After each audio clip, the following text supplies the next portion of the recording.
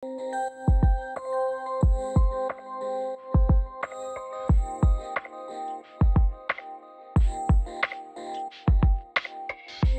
prodloužení se vám začaly mastit vlasy, případně máte masnější pokožku.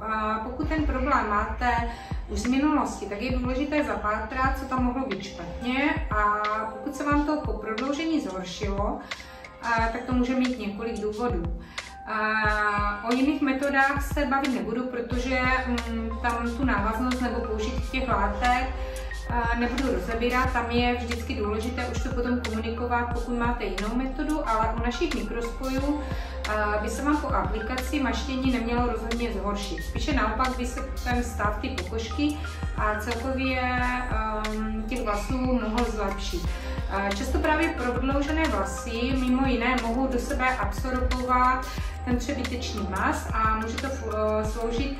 Spousta lidí si neuvědomuje, že určité množství přírodního mazu může sloužit jako kvalitní kondicionér, ale zase čeho je moc, toho je příliš. A u toho maštění vlasů jsme vypozorovali u našich klientek, že tam bývá několik kroků nebo několik chyb, které děláte po aplikaci prodloužených vlasů. Často klientka jako první krok po prodloužení vlasů začne pátrat po nějakém super zázračném šampónu, což je jedna z největších chyb, protože super pečující šampóny často v sobě mají složky, které sice vlasy zafixují a opraví, ale často ucpou pokožku. Takže určitě nepoužívat super pečující šampóny, potom taky množství přípravků.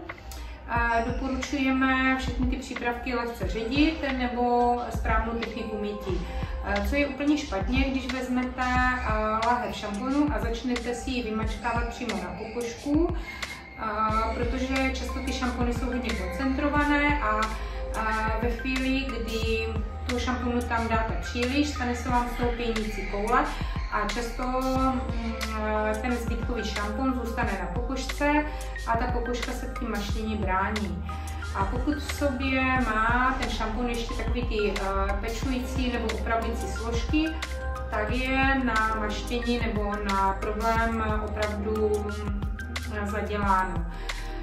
Dalším takovým důležitým krokem při mytí hlavy je nevhodná teplota vody, kdy lidé si často neuvědomují, ve sprše jsou zvyklí používat hodně horkou vodu, ale ta hodně horká voda nedělá pokožce a vlasům dobře a navíc podporuje ten maz, takže určitě stáhněte trošku teplotu vody.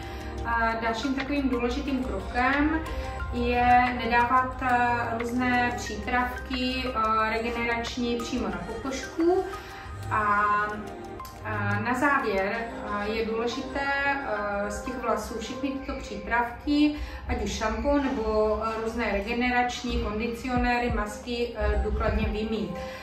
V tomto případě doporučuji klidně u Microhair System můžete i lehce z boku nebo v mírném předklonu. Samozřejmě není to pravidlo, jsou klientky, které by si vlasy v předklonu mít neměly, ale u našich mikrospojů s tím máme vynikající zkušenost, takže i klientky, které třeba u jiných metod si nemohly mít hlavu v předklonu, tak u Microhair System to prostě můžete risknout, aniž byste měli na hlavě dready. Takže na závěr si pokožku důkladně vymýt a jako prevence proti maštění vlasů je super kvalitní šampon s mírným množstvím mýlové složky. Takže pokud všechny tady tyto kroky uděláte v praxi, tak věřím, že se pomalu, ale jistě toho maštění zbavíte a samozřejmě i při těch návštěvách u nás klientkám dáváme různé rady, vychytávky a kontrolujeme nejenom stav jejich vlasů, ale snažíme se také o zdravou pokožku.